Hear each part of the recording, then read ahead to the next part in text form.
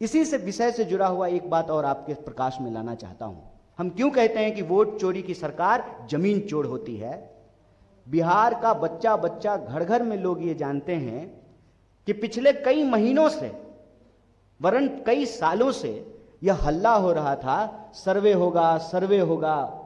हर कोई जिनके पास भी थोड़ी बहुत जमीन है, 1 कट्ठा 10 धूर, 2 कट्ठा 5 कट्ठा जमीन का कागज लेकर के ब्लॉक का चक्कर लगा रहे थे। घुसखोरी, संगठित घुसखोरी के उस चक्र में फंस रहे थे, जमीन का कागज निकलवाने के लिए, नक्शा का फोटो स्टेट करवाने के लिए, रसीद कटवाने के लिए। असल इनको जमीन की सर्वे नहीं करनी है। जनता का जमीन जनता के पास नहीं रहने देनी है। यह सर्वे नहीं है, इनकी गिद्ध नजर बिहार की जमीनों पर है।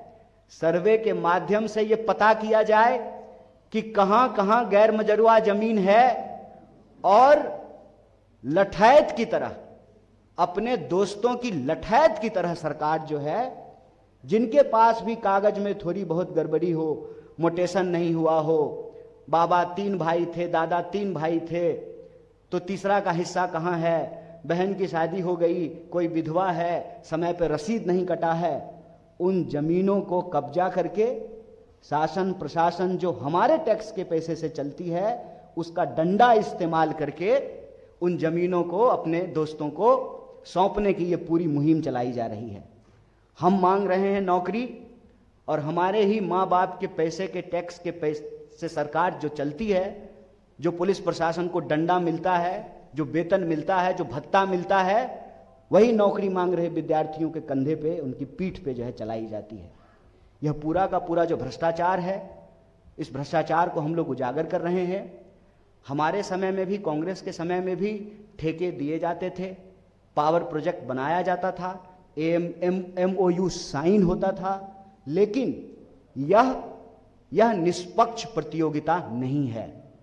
बाकी सारे जो प्रतिभागी हैं, जो टेंडर और लोग भी भर सकते थे, उनका हाथ पांव बांध करके इस तरह की व्यवस्था की जा रही है कि यह टेंडर एक ही व्यक्ति को मिले। अदानी नाम केवलम, हम दो हमारे दोस्त, एक जो है अमित शाह के पिताजी नहीं, माफ कीजिए, जय शाह के पिताजी, और दूसरे जो है जय शाह के चाचा जी, तो 2 ये हुए, हम 2 और इनके 2, पूरे देश की संपत्ति जो है इनको ये हैंड ओवर कर देना चाहते हैं। तो यह भ्रष्टाचार आपके माध्यम से, यह जो निष्पक्ष प्रतियोगिता नहीं है, जिसका सीधा नुकसान बिहार के लोगों को हो रहा है। 1000 एकड़ जमीन 1 रुपए में। भूमि अधिग्रहण का कानून कहता है कि जो जमीन अधिग्रहित की गई जिस प्रोजेक्ट के लिए, उस प्रोजेक्ट पे अगर वही प्रोजेक्ट नहीं बनेगा तो वो जमीन अपने आप किसानों के पास चली जाएगी। किसानों को वो जमीन नहीं मिली, पुराने रेट पे जमीन अधिग्रहित किया गया।